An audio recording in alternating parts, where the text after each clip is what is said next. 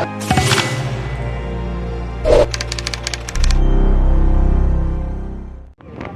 पंचायती राज को लेकर के इतने बड़े दर्जे पर आज यह जो कार्यक्रम कराया गया, इसको लेकर के क्या कहना चाहते हैं? देखिए, भारतीय जनता पार्टी का एक सोच है कि अंतिम पायदान तक के व्यक्ति को सम्मान और उन तक योजना पहुंचाना इनकी जिम्मेदारी है। अंत्योदय सोच लेकर के माननीय प्रधानमंत्री जी यह काम को कर रहे हैं। आपने देखा होगा कि ग्रामीण विकास का काम देश का नेतृत्व करने वाले इसे गांधी जी ने सपना देखे थे, उस सपना को मोदी जी ने उतारने का काम किया।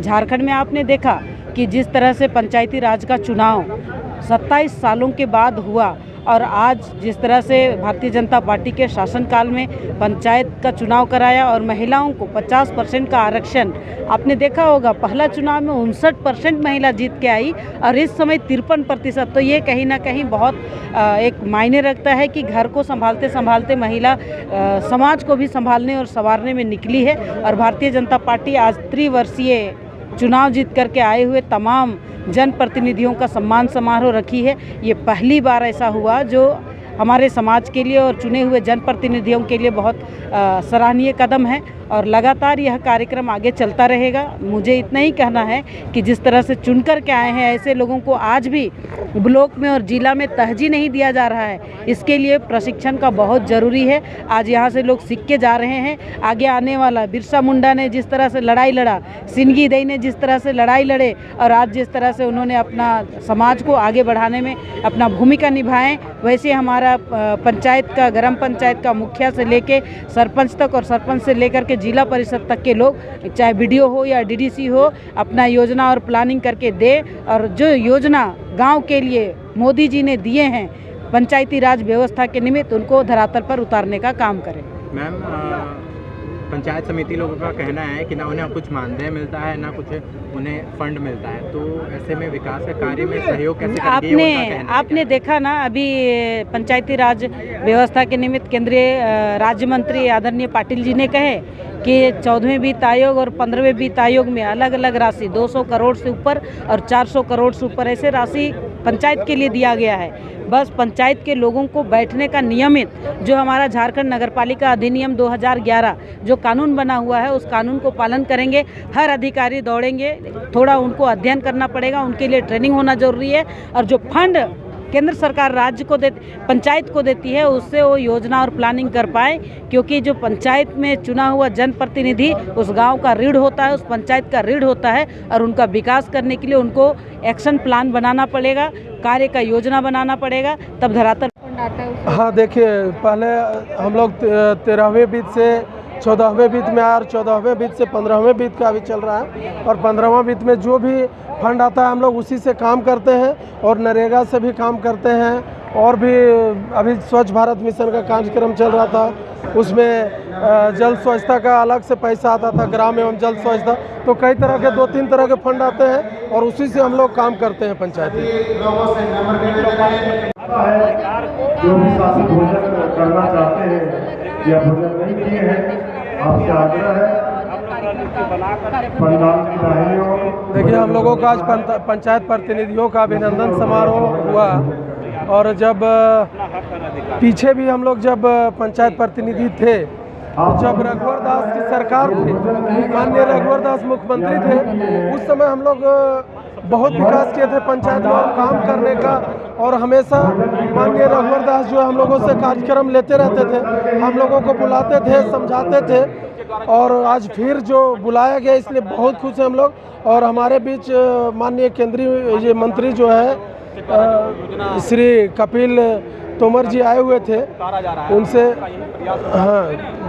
आए हुए हैं और उन्होंने हमें समझाया और एक बार पहले भी उनसे मिलने का मौका मिला था। और हम लोग प्रयास करेंगे कि पंचायत में बहुत बढ़िया काम करें और निस्वार्थ भाव होकर काम करें और पंचायत प्रतिनिधि और पब्लिक के बीच का दूरी जो है समाप्त करें और संपूर्ण विकास करें, शिक्षा, स्वास्थ्य और हर एक प्रकार का जो भी पंचायत में हम लोगों को सक्षम है जो करने लायक हम लोग करने का प्रयास करेंगे। कोई तय नहीं। बीजेपी तो दिन रात पार्टी का काम करते रहते हैं। बीजेपी के कार्यकर्ता देखो, आपको मैं बताता हूँ, हमारे राष्ट्रीय कार्यालय से या हमारे प्रदेश अध्यक्ष है, प्रदेश अध्यक्ष जब जिला में लेटर भेजते होंगे तो एक लेटर जब तक हम लोग पढ़ के पूरा नहीं होते, उसका काम शुरू नहीं करते, तो दूसरा काम आ जाता है। ये बीजेपी का समर्पण वाला काम है।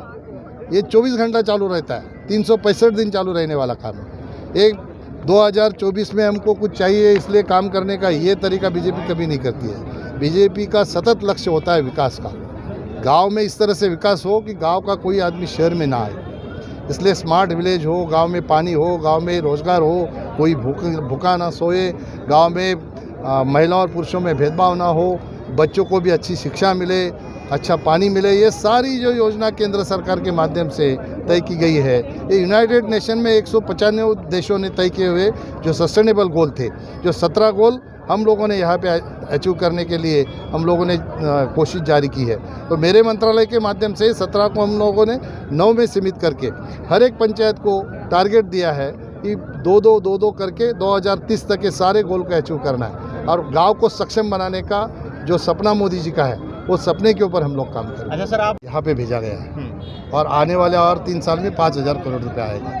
टोटल मिला के 8,000 करोड़ रुपया मेरे मंत्रालय के सिफारिश से 15 फाइनेंस कमीशन का गांव के विकास के लिए गांव के सरपंच के अकाउंट में जाएगा। हम लोग स्टेट को भेजते हैं, स्टेट डिस्ट्रिक्ट ट्रेजरी को देता है, डिस्ट्रिक्ट ट्रेजरी गांव के पंचायत को भेजता है। अगर स्टेट गवर्नमेंट 10 दिन से ज़्यादा अपने पास वो पैसा रखती है तो स्टेट गवर्नमेंट को उसका इंटरेस्ट देना पड़ेगा और वो इंटरेस्ट के साथ वो गांव को पैसा देना पड़ेगा। पहले स्टेट अपने पास पैसा रखती थी, उसके ऊपर इंटरेस्ट कमाती थी, फिर अपना पैसा समझ के बांटती थी।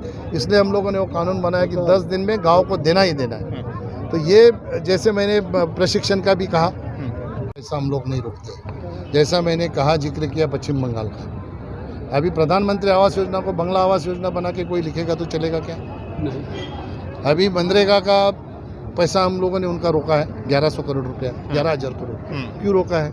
अपने मर्जी से जो उसमें गाइडलाइन में नहीं वो भी काम करेंगे तो पैसा कैसे मिलेगा? हमारे गाइडलाइन के तहत आएगा। तो मैंने किसी का पैसा केंद्र सरकार मोदी जी के नेतृत्व में रोकने का कोई प्रावधान नहीं करती है। जैसे मैंने कहा कि कल जैसे किसान सम्मान योजना का पैसा रिलीज हुआ, वो क्या देख के रिलीज हुआ क्या? झारखंड में आया नहीं पैसा? मुख्यमंत्री को बताइए, आप मेरा सवाल उनसे पूछिए कि कल जो किसान सम्मान निधि का पैसा आया झारखंड में नहीं आया क्या? हर एक किसान को, देश में जिस पार्टी का किसान है वो सभी पार्टी के किसान को गया। जहाँ पे भारतीय जनता पार्टी की सरकार नहीं उस राज्य में भी गया और हर एक योजना का पैसा जा रहा है। जैसे 15 फाइनेंस कमीशन सारी पंचायतें हमारी बीजेपी की है क्या? नहीं है, फिर भी हर एक पंचायत में पैसा जा रहा है। मनरेगा का पैसा जा रहा है। गांव तय करेगा उसको क्या काम करना है, गांव के काम में करना चाहिए उसने। प्रधानमंत्री ग्राम सड़क योजना, वो भी राज्य से जो प्रपोजल आते हैं वही हम लोग सैंक्शन कराते हैं। उसमें 40% पैसा स्टेट का भी होता है। उल्टा हमारे पास इसकी जानकारी उल्टी आ जाती है। ये स्टेट अपना 40% नहीं देता है, मतलब ये झारखंड की बात नहीं कर रहा हूँ मैं, जनरली बात कर रहा हूँ। तो वो काम भी डिले हो जाते हैं। मैंने नहीं कहा, मैंने कहा कि गाँव यहाँ पे झारखंड में भारतीय जनता पार्टी की सत्ता आने की ये शुरुआत हुई है। जब अगर 65-70% गांव के पंचायतों में भारतीय जनता पार्टी के लोग अगर चुन के आए हैं तो ये वही ट्रैक है जो झारखंड के सत्ता तक जाएगा। तो आप आए हैं कुछ झारखंड के लिए खास पंचायती राज को मिलने? देखो ऐसा है, पंचायत राज मंत्रालय के माध्यम से मेरे पास किसी को कुछ मांगने की जरूरत नहीं होती है। हर साल मेरे मंत्रालय से यहाँ पे फंड भेजा जाता है।